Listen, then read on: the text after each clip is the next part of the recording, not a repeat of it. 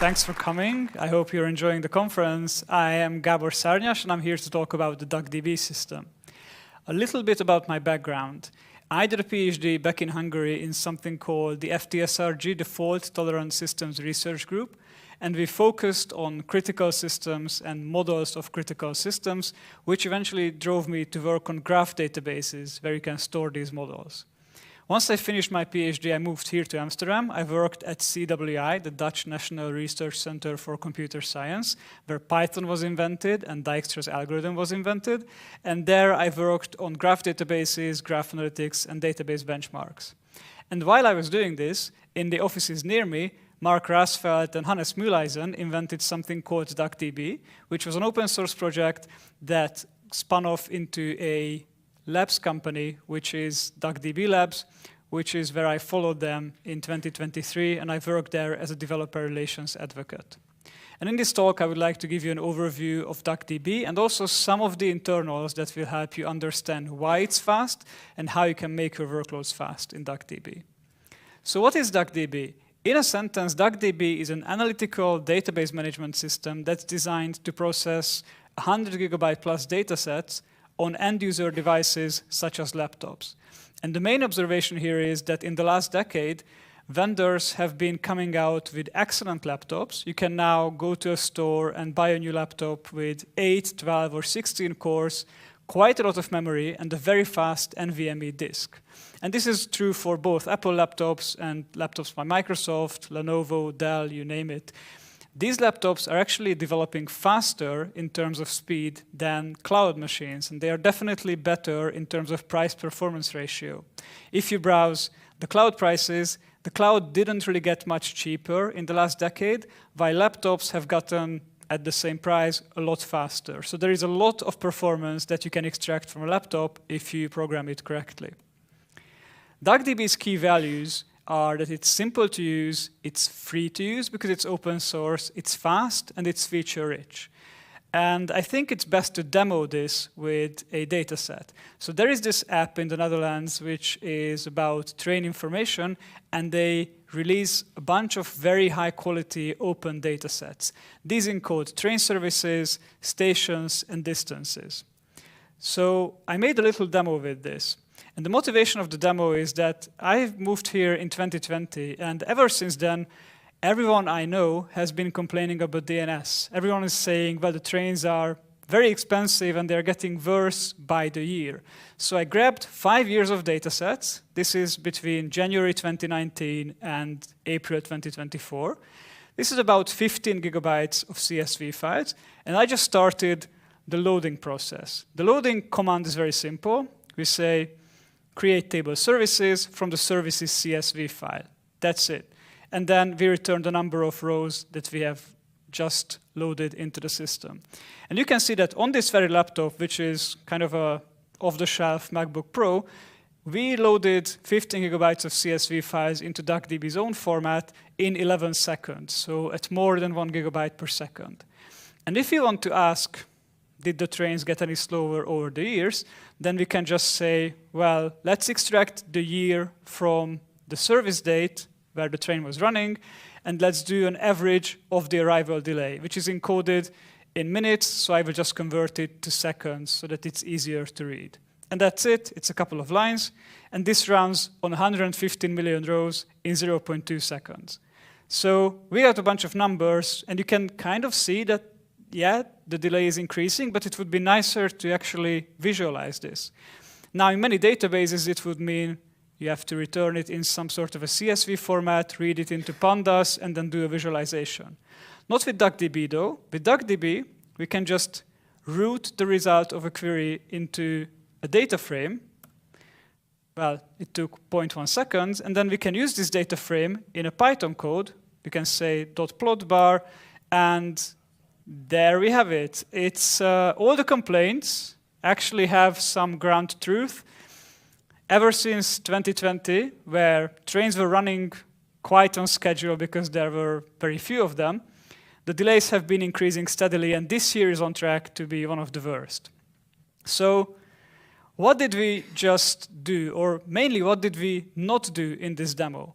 But first, because DuckDB is simple, we did not have to fiddle with any registration. I'm sure all of you have used cloud services where you have to register an account, or you have to start a server, then you have to configure a client with an IP address, maybe fiddle with a firewall, set up some ports.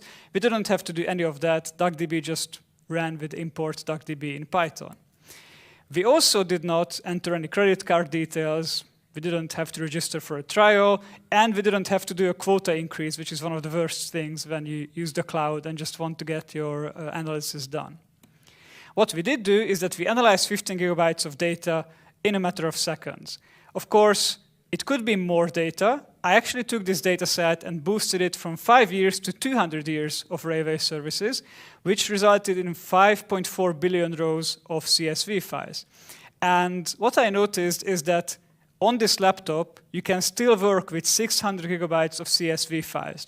Granted, this is nowhere near as brisk as the demo, so you need a medium-length coffee break of 16 minutes to load it. But once you did that, the aggregation is still reasonably snappy. You can wait 22 seconds, and this is still a lot faster than moving all this data to the cloud, setting up a computer, and then waiting for the computation to finish. And the final feature I talked about is being feature-rich. And this means that DuckDB has full SQL support, and it doesn't mean joins, aggregations, and filtering only. We actually do many of the advanced SQL features plus a bunch of SQL extensions. And to show this, I go back to the demo where I have a couple of queries prepared for you. So one of the questions that I had when I started to look at the dataset is, which are the busiest stations in the Netherlands? Anyone has a guess? Which is the busiest station? That's a mix of Utrecht and Amsterdam. So let's see the data. We can do a high level of statistics of services per month in the dataset. But then SQL has a bit of a difficult thing when it comes to top 3. You can do top 1, but to do top 3, you have to do something called a window function. A window function has this awkward syntax where you go through something using the over keyword. You partition the data based on month, ordering by the number of railway services, and then you rank them using this function. This is something I can never remember from the top of my head, but this is standard SQL. And if we add the rest of the query, which is constructing the month name and then filtering for the summer month, we can indeed confirm that Utrecht Centraal is leading the business competition for every summer month, followed by sometimes Amsterdam Centraal and sometimes by the airport. So this is, again, something that barely took a few milliseconds. And while this is not a particularly nice query, this is standard SQL, and it's portable between SQL systems. Now, a couple of important operations when dealing with datasets and data frames are pivot and unpivot.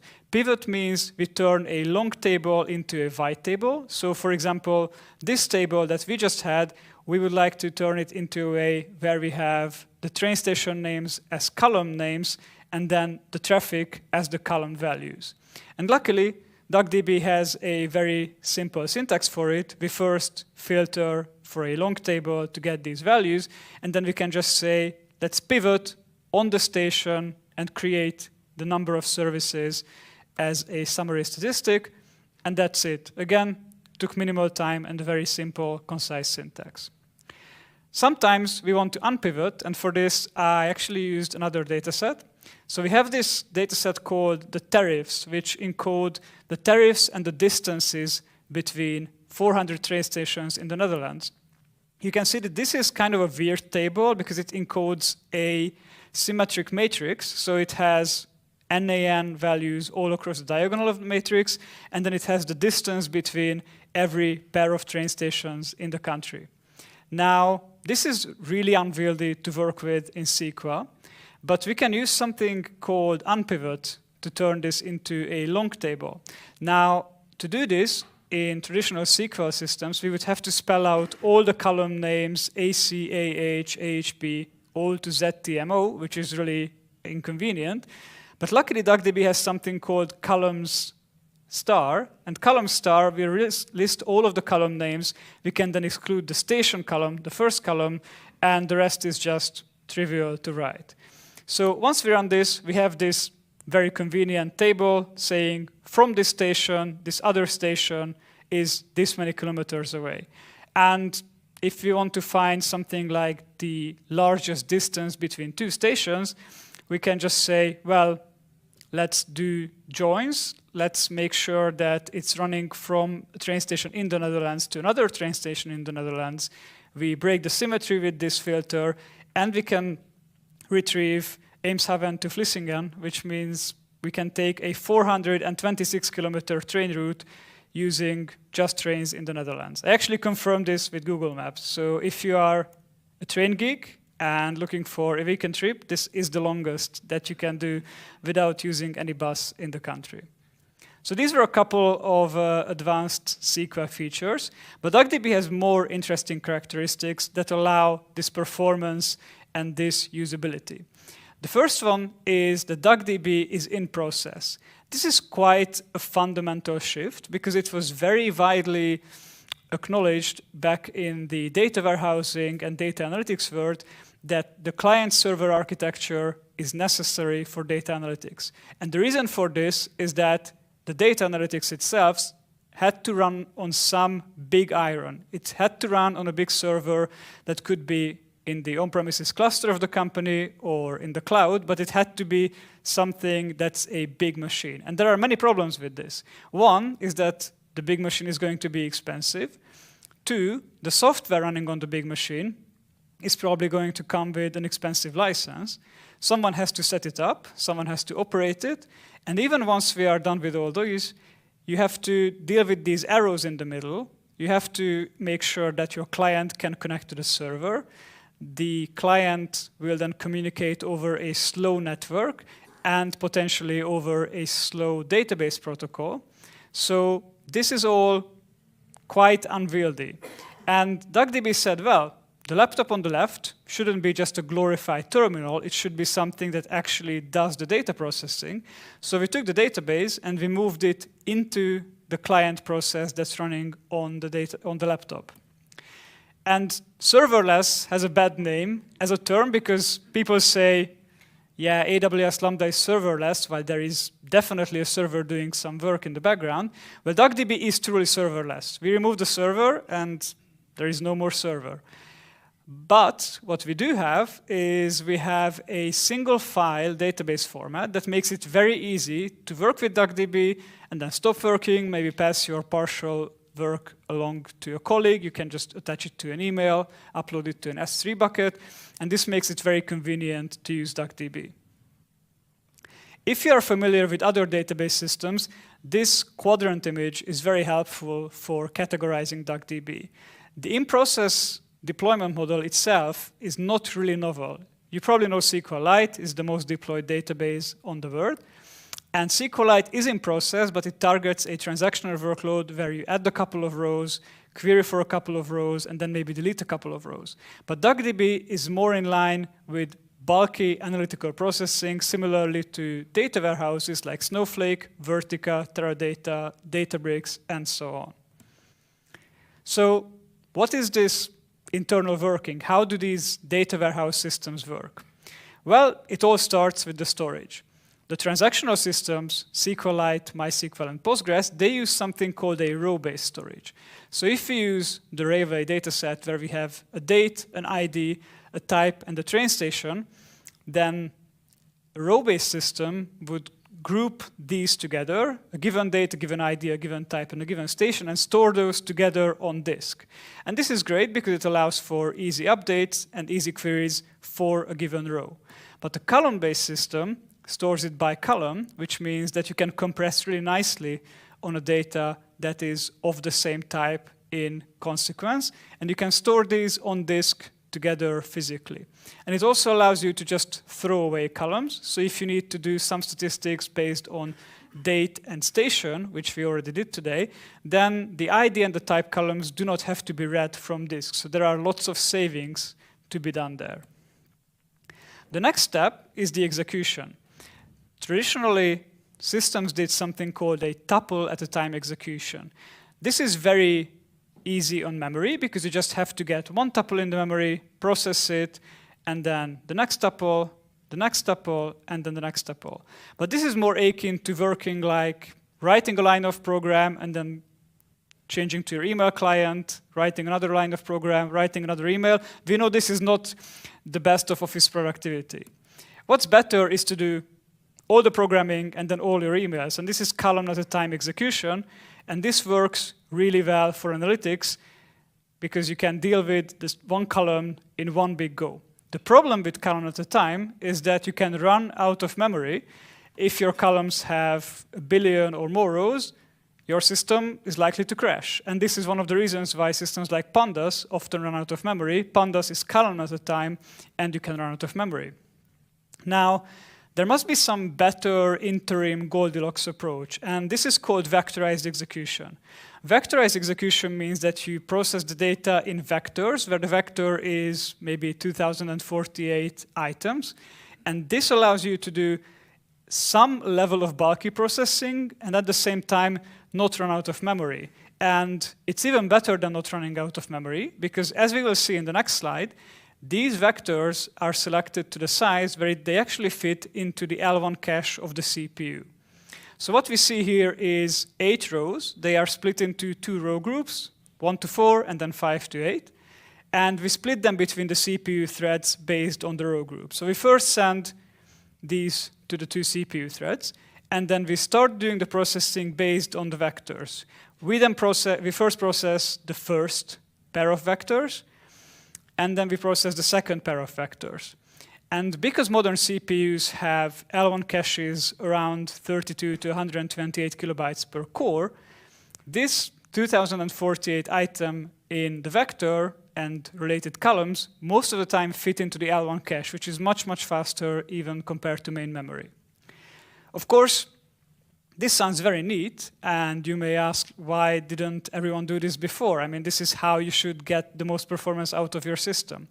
Well, the problem was that this is really difficult to port because you have an Intel CPU with SSC2, you have an Intel Xeon with AVX512, and then you have an ARM CPU, and you would have to manually program all of them, particularly with SIMD, single instruction multiple dataset instructions, and this makes portability really difficult.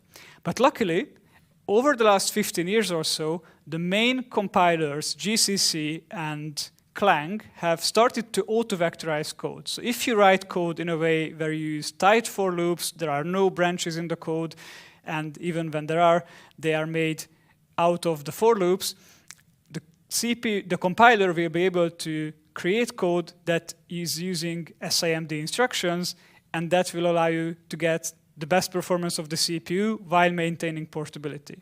And of course, things are not as simple as on this slide. Sometimes you have to build some hash tables, do some larger state in memory, but this is the key idea that allows DuckDB to be fast. The other idea that works really well in DuckDB, and it's probably not talked about enough, is zone maps. So DuckDB creates zone maps, also known as min-max indexes, for each column in each row group. And this works really well if the column is ordered or almost completely ordered. For example, you can see that for date, for the first row group, we here created min, max, May 30, and May 31st. And in row group 2, we created 1st of June and 2nd of June. So if someone says, I only want summer month, then DuckDB can immediately just throw away row group 1 because there cannot be a potential match in row group 1. This also works well for IDs, and it doesn't really work for strings. So for the type and the station columns, this doesn't work that well. But in many of the cases, zone maps is all that you need for indexing. So I talked about portability between different architectures, but having auto-vectorization in the code is not sufficient. What you really need is a code base that's written in a single language. We selected C++11 because it has a compiler available on most platforms. But we also had to be very stringent on not using any external dependencies. Dependencies are notoriously difficult to port, and we cannot just rely on some sort of a regex library or an SSH library being on the machine of the user. However, we also cannot rely on completely redeveloping a regex library or SSH for that matter. That's just a recipe for disaster. So we have a bunch of inline dependencies that are part of the code base. We vendor those dependencies into the code base. It's still C++11 in its entirety. And this means that DuckDB is very portable. It doesn't have any dependencies to hold it down. And thanks to this, we have clients for many platforms and many programming languages. We have a Python, R, Node.js, Java, Rust, Go, and many different clients, also a standalone CLI application, and our crown jewel, which is DuckDB in the browser. On the left, you can see it running on a desktop computer, and on the right, you can see it running on a phone. So DuckDB is so portable that in your phone, in your browser, there is a WebAssembly client, and DuckDB runs the web shell in your phone and works reasonably well for medium-sized data sets. So let's talk about ergonomics, because this is something databases have not always excelled in the past. Well, DuckDB supports many formats and protocols, so it can load CSVs, Parquets, and JSONs as you would expect, but also now the data lake formats like Delta and Iceberg. And it supports the HTTPS protocol, the AWS S3 protocol, and the Azure Blob Storage. And these work in tandem together. So for example, if you do something like a request for a Parquet file that's sitting in an HTTPFS endpoint, then DuckDB will not fetch the entire Parquet file, load it over the wire, and then do the query. Instead, it will read the metadata of the Parquet file. It will say, oh, I only want summer month, and I only want the date, and I only want the station name. And then it will fetch those columns using HTTP range requests, and this can potentially save a lot of traffic. I wrote a blog post about it, and it turns out that if you query for summer month and a couple of columns, it only does about 6% of the dataset size as network traffic, so you can really cut down on transfer costs and egress costs if you're using the cloud. Continuing with the protocols, DuckDB can directly connect to the transactional databases. So we understand that a lot of data is in MySQL, Postgres, and SQLite. And while you can export a CSV file from these systems, it is not the easiest thing to do and to parse it back. It's much easier to just connect directly to these systems and query their tables. And finally, a unique feature of DuckDB is that it integrates with things like the pandas library, NumPy, and dplyr in R. And you can do this specifically because of the in-process setup of DuckDB. Here's a small example where we import DuckDB and import pandas. And what we do is that we define something called my_df, which is just a pandas data frame with 2 numbers. And then we run a DuckDB query. And what's happening here is that DuckDB is querying from, using the SQL from clause, the my_df table. But this table doesn't exist. So DuckDB says, well, let's try to do a replacement. It's called a replacement scan. It's looking around in the Python environment, and then it finds that there is something called my_df, and then it reads that pandas data frame. And there are a couple of important things here. First, that this read is happening without creating a copy in DuckDB. In the big data world, it's in general a bad idea to copy things between systems because it's just a lot of performance loss for no good reason. So we do a zero copy access. But DuckDB is parallel. So DuckDB is essentially reading pandas data frames faster than pandas itself. And once you're done with the computation, and as you have already seen in the demo, you can just take the result that DuckDB gave and turn it into a pandas data frame. And we made this integration specifically to make it easier to introduce DuckDB in a pandas code base. We understand that there are large pandas code bases. Most of them work perfectly fine. But sometimes there is heavy-hitting operation, and maybe you just want to do that one operation with DuckDB, and that is perfectly good, and that's a valid use case for DuckDB. If you want to use DuckDB, there are now lots of IDEs supporting it. dbeaver is a classic system. There are new systems like QStudio or Harlequin, a terminal user interface. And it works really well in Jupyter notebooks. There is JupySQL support, and you can return tables. You can integrate with pandas, as you have seen. So this is all very ergonomic. What's the state of DuckDB? Well, June has been a busy month for us. We had this upshot sling at the end of the star diagram in our adoption. So we have about 19K GitHub stars, 30K followers on LinkedIn and Twitter. We have now more than 1 million visits per month and 4 million plus PyPy installs. And at the beginning of the month, we have just released something called SnowDuck. This is an homage to the Apple Snow Leopard system, where they released a macOS version with the slogan that the feature of the system, the new features, is that there are no new features. So in SnowDuck, we focused on stability. We said this is a DuckDB version where if you create a database, new versions will be backwards compatible with those, and you will be able to read this DuckDB file for the next 5 to 10 years. And to celebrate this, we actually had these big data on your laptop posters scattered across Amsterdam. You can see the very nicely composed picture with the canals, the bike, and the DuckDB poster.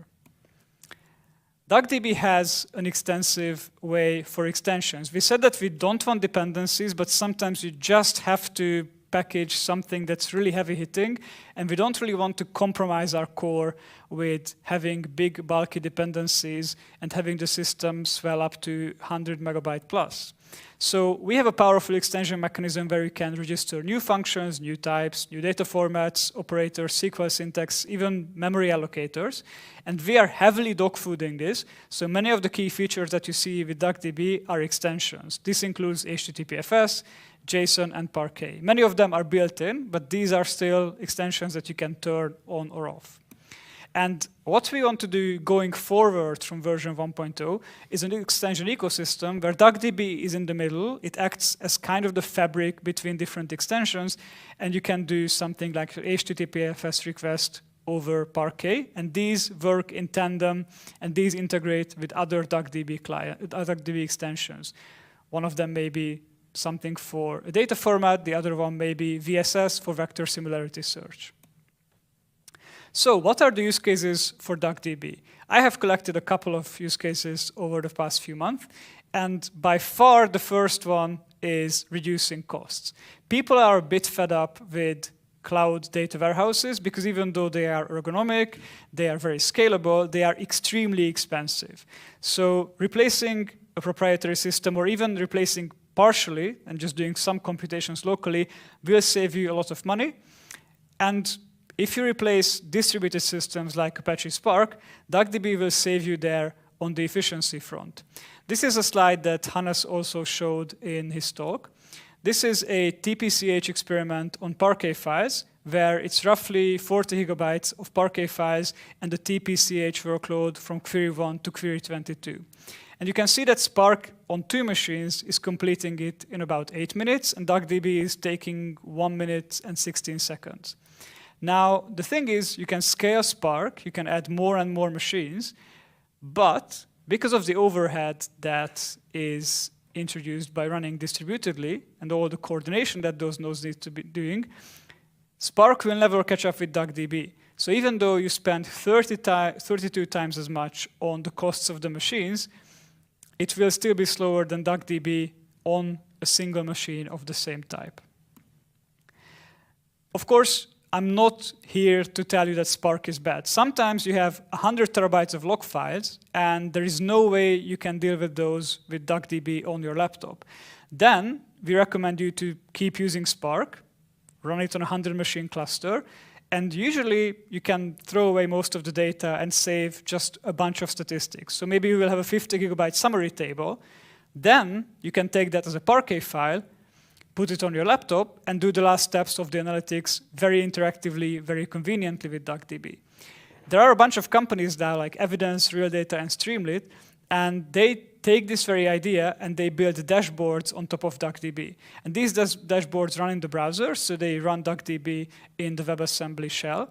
And this is a very snappy, very nice user experience. They call it 120 FPS dashboards because it's very convenient that you click and you get the result immediately. People do local prototyping all the time. There are now libraries that translate between the dialect of Snowflake and Databricks to DuckDB. You can program in your local environment. It's completely free. It's very responsive.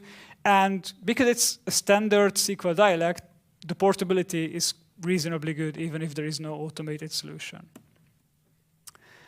One thing that really drove me to use DuckDB is that it's something that you can use as a building block. So you have a larger system, it's maybe nothing to do with data processing, but there is a step in between where you can use DuckDB. Maybe you have a Parquet file and you need to turn it into a CSV.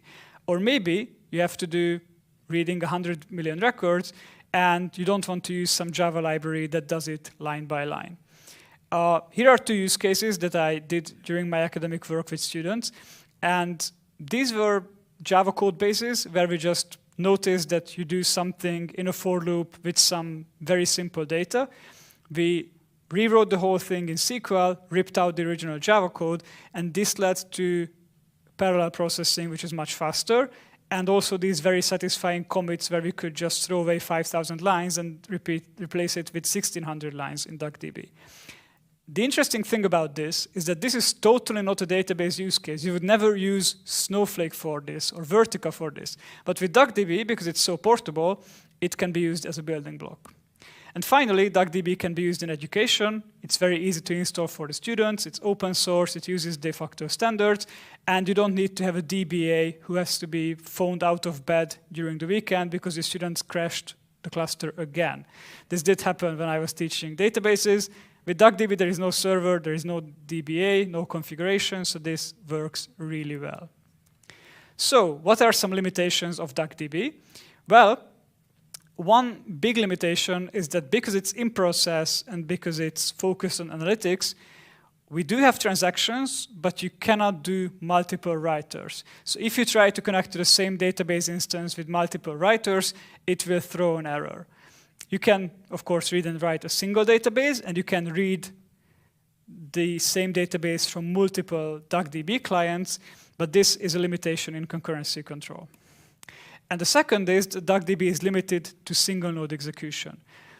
DuckDB can scale up, and the cloud has gone a long way in the last couple of years. You can run machines up to 36 terabytes, although the pricing is a bit of a joke, so I just put that in gray. But you can easily get enough memory and enough CPUs if you want to go back to big iron style processing in the cloud. And one thing that is very good for DuckDB is that you don't have to pay these outrageous prices every hour. You can just store your data in an S3 bucket, or even better, an S3 Express one bucket, and spin up a computer, run the short burst of workload, save the data back to S3, and then you still get a pretty good bang for your buck. So what's the business model of DuckDB? Well, DuckDB Labs is a company that's based in Amsterdam, and one of our principles is that we are funded by revenue. So we didn't take any venture capital, but we kept the company rather small and kept the growth at a reasonable rate. And we consult and support for DuckDB. So we work with a bunch of companies like Databricks, Fivetran, Real Data, Hugging Face, and so on. And we provide services for them around DuckDB, including premium support. The DuckDB Foundation is a non-profit. The idea with being here is that even though we do not want to be acquired, it is possible that at some time in the future, big tech company X will just buy DuckDB Labs and close down the source. But the source is actually not owned by DuckDB Labs. The source is with the DuckDB Foundation. The DuckDB Foundation owns the intellectual property, so it cannot be relicensed through the company. The DuckDB Foundation is something you can think of as an insurance policy where the supporters ensure that DuckDB still has maintenance, even if the original project for some reason does not continue. And we have companies building on DuckDB, so I mentioned that we do not do multiple writers and we do not really scale that much. Well, we have a partner company called MotherDuck. They are venture capital funded because they are building a cloud data warehouse, and you cannot really build that based on revenue. And they are based in Seattle with offices also in San Francisco, New York, and here in Amsterdam. And MotherDuck do a cloud version of DuckDB with many interesting ideas, such as hybrid query execution, where part of the query runs on your laptop and the other part runs on the server. So MotherDuck just reached general availability yesterday, so they went to the open market, and we hope it's going to work out really well for them. They have a really nice product with quite interesting ideas and very strong ties to the DuckDB ecosystem. So to sum up, if you think about the spectrum of data processing systems, you have really small data sets like Excel data sets and also pandas on the left, and you have really big 10 terabyte plus data sets on the right where Spark makes perfect sense. But we believe that there is this middle ground between, say, 10 gigabytes to 1 terabyte when pandas is not scalable enough and Spark is a bit too much to set up, and DuckDB fits really nicely into this gap. And we are really proud that DuckDB is an old school system in the sense that we don't do business software license. We have a very permissive MIT license. We are very portable, like the good old Unix tools. We build on open standards. Everything works offline. Even the documentation is something that you can just grab. Here's a PDF, and then you can work on the train without being permanently connected to some annoying endpoint in the cloud. We do not track you. We do not use cookies. We don't have telemetry, and so on. So if you found this interesting, then head to duckdb.org and give it a try, and also stay in touch. Thank you so much.